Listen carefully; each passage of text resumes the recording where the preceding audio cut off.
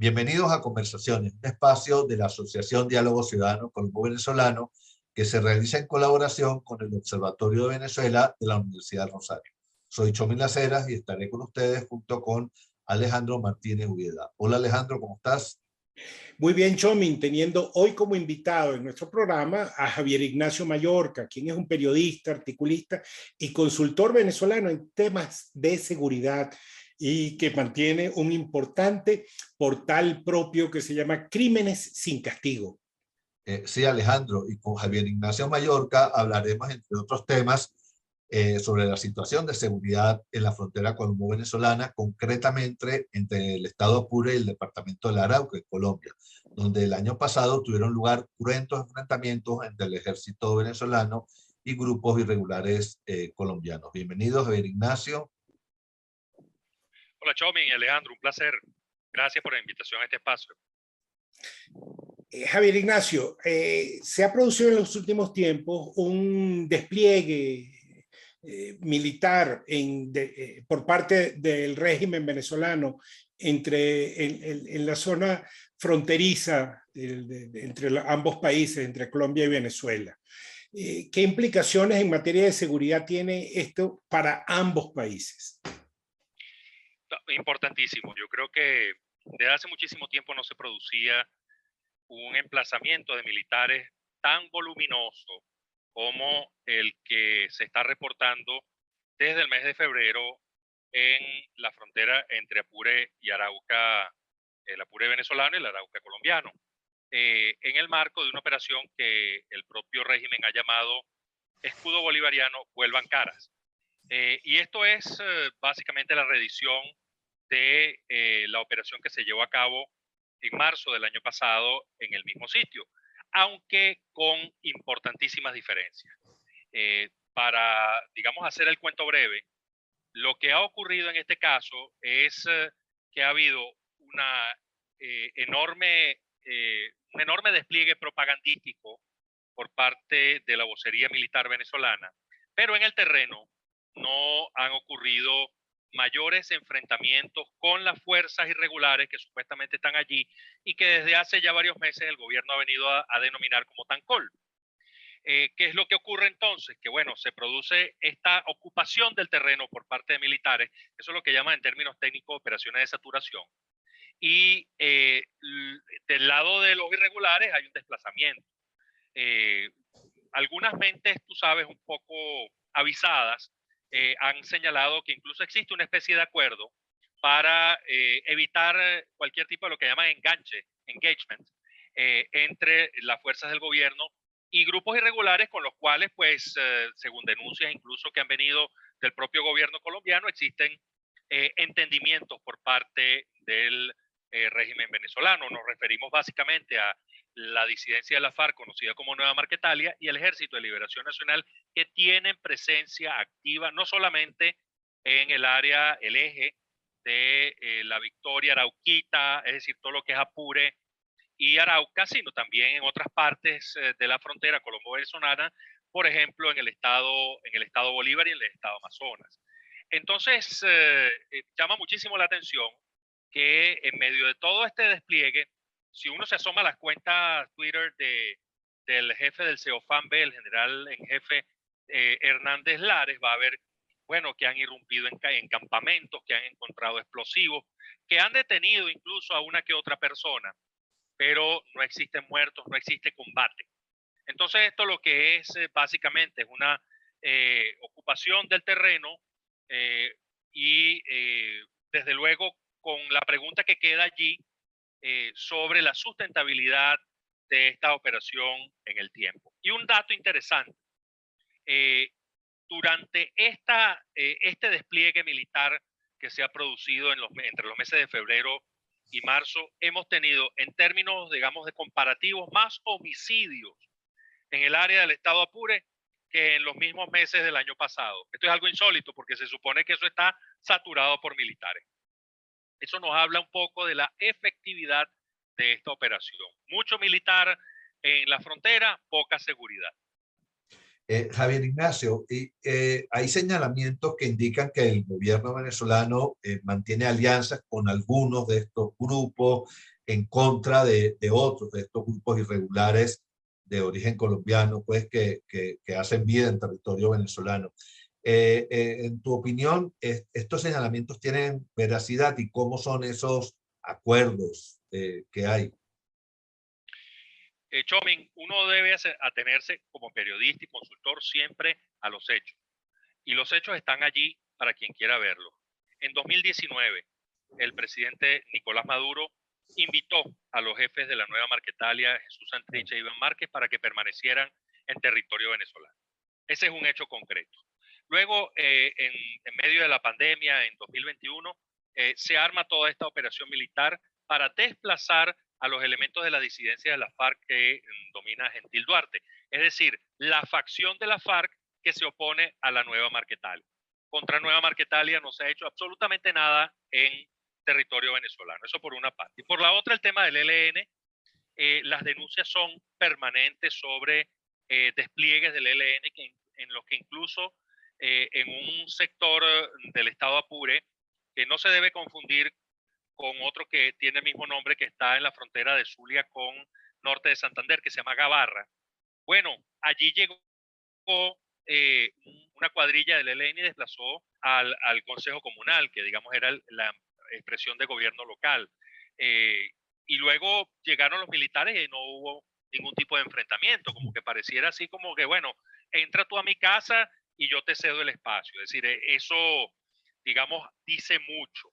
Y por otro lado, en el estado en Bolívar, donde están las bullas del arco minero del Orinoco, pues son permanentes las denuncias e informaciones sobre presencia del ELN en unos momentos custodiando digamos, las minas, las extracciones mineras, un poco estableciendo una relación como la que se establecía en los cultivos de coca, o se establece también en los cultivos de coca en el área colombiana, que es a propósito del gramaje. Bueno, eso un poco sucede también en el área minera. Parte de lo que se saca de allí queda en poder del ELN, es decir, el ELN no extrae directamente el oro, pero sí se aprovecha de esa extracción y provee cierto tipo de lo que llamaríamos seguridad, que en términos técnicos se llama gobernanza criminal. Eso está sucediendo, el gobierno lo sabe porque hay informes de la Guardia Nacional y del Ejército que hablan de la presencia del ELN acá y no se hace nada. Entonces, ¿qué puede pensar uno, Chomin? Obviamente que existe una proximidad, un entendimiento entre estas fuerzas irregulares y sectores del gobierno venezolano. Ahora, a ver, Ignacio, tú te has pronunciado respecto de los crímenes ocurridos contra miembros de la etnia Yanomami recientemente. Por una parte, quisiera que nos desarrollaras brevemente, pero que nos dieras unas pistas para entender el asunto. Y quisiera también preguntarte si crees que al ser una cantidad de crímenes llevados a cabo contra una población en específica, si esto puede constituir crímenes de lesa humanidad. Empiezo por lo último. Considero que en este momento estamos hablando de un caso específico. Por ende, al no existir un patrón, no podríamos hablar de crímenes de lesa humanidad.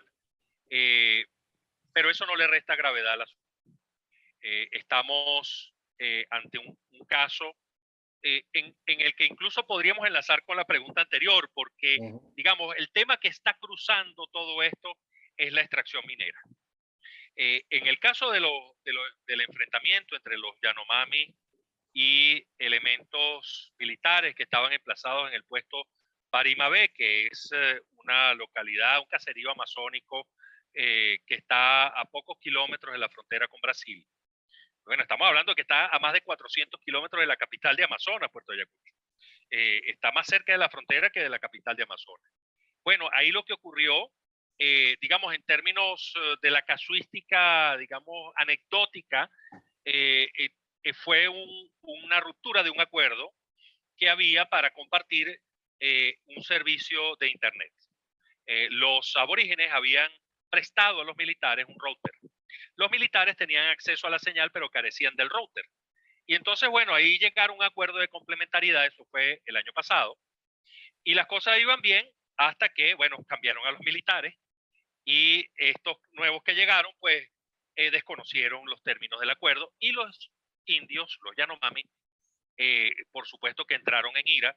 Para ellos el tema de la comunicación es algo sumamente importante, pero que además lo que había detrás de todo esto era la negación de esa relación importante que existe en ese confín de Venezuela entre el sector militar y los indígenas, y estamos hablando de un puesto emplazado en una tierra que es naturalmente de los indígenas, reconocido por la Constitución además.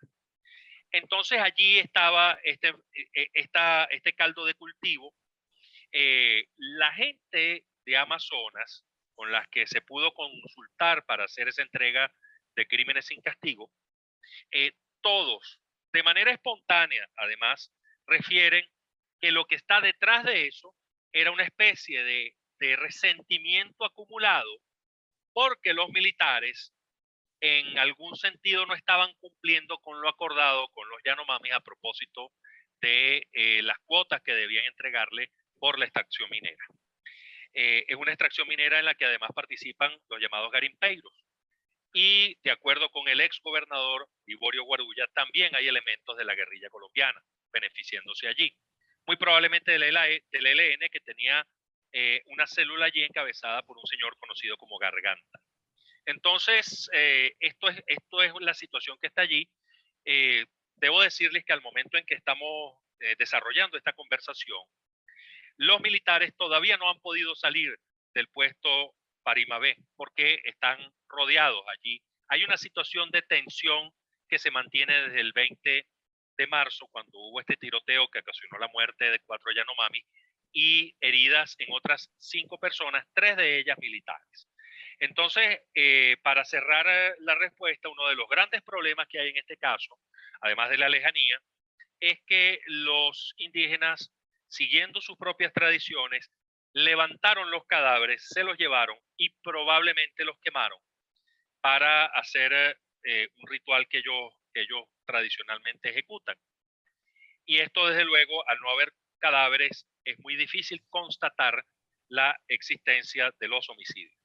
Entonces, de acuerdo con lo que se ha podido conocer, están trabajando con testimonios sobre simplemente las heridas, que es lo constatable, porque hay gente que está allí en los hospitales y está todavía en las cercanías de Parimabé. Javier Ignacio, ya para terminar, y tenemos muy poquito tiempo, en bandas criminales venezolanas, megabandas, como el Tren de Aragua, parecen que están operando en varios países de América Latina, entre ellos Colombia, especialmente en las zonas de frontera. ¿Qué información manejas al respecto? Bueno, hay informes de cuerpos venezolanos que indican procesos en varios sentidos con respecto a las megabandas. Desde luego que la pandemia por el COVID-19 fue un game changer, cambió el juego. En algunos casos contribuyó a que estas megabandas se expandieran, como el caso del Tren de Aragua, pero en otros no fue así, en otros las atomizó y obligó digamos, a estos individuos a buscar, digamos, otros confines. Pero en el caso del Tren de Aragua es muy interesante porque estamos hablando de la principal megabanda de Venezuela, que opera además de un internado judicial, que es el de Tocorón en el estado de Aragua.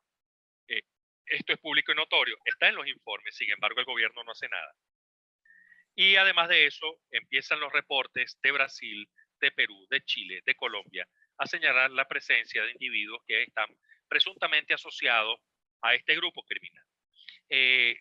Estamos hablando de algo, de una especie de película que vamos conociendo en ralenti, en cámara lenta, en la que surgen informaciones desperdigadas, digamos, del jefe de policía de Cúcuta, de elementos de la policía peruana que capturan a un individuo que dice pertenecer al Tren de Aragua. Yo no dudo que el Tren de Aragua esté en un proceso de expansión. Tendería a creer que su presencia es más sólida en el área de frontera, es decir, en los límites entre Táchira y norte de Santander. Eso para ellos es una plaza muy importante pero a partir de allí, pues obviamente se pueden encontrar otros filones de negocio con individuos que en algún momento pudieron pertenecer a este grupo y que ahora pueden estar utilizando ese nombre como una especie de marca registrada. Eso es algo que hay que investigar, porque aquí sí les advierto que parte de lo que es la ventada presencia del Tren de Aragua en distintas partes de Latinoamérica puede ser usada también como un elemento de discursos que intentan reivindicar cierto nacionalismo e intentan señalar que la migración venezolana pues está plagada de delincuencia. Entonces con eso hay que ser muy prudentes y hay que ir con los pies sobre la tierra. No dudo que haya delincuentes allí, pero estamos hablando, señores, del mayor desplazamiento humano que ha habido en Latinoamérica desde que se tenga memoria. O sea, incluso estamos hablando de más de 5 millones, casi 6 millones de personas. Entonces, obviamente, que elementos de la ilegalidad van allí tratando de encontrar nuevos territorios y nuevos quehaceres. Pero de allí que el Tren de Aragua llegue hasta esos territorios, bueno, hay que constatarlo, hay que investigarlo. No lo niego de plano, pero creo que son procesos un poco más lentos. Bueno, muchísimas gracias, Javier Ignacio Mallorca, por acompañarnos en el día de hoy. Los esperamos la próxima semana en una nueva emisión de Conversaciones de la Asociación Diálogo Ciudadano Colombo-Venezolano. Pueden seguirnos también por nuestras redes, así como las del Observatorio de Venezuela de la Universidad Rosario y en el portal de talcualdigital.com. Hasta luego, Javier Ignacio. Un placer, siempre.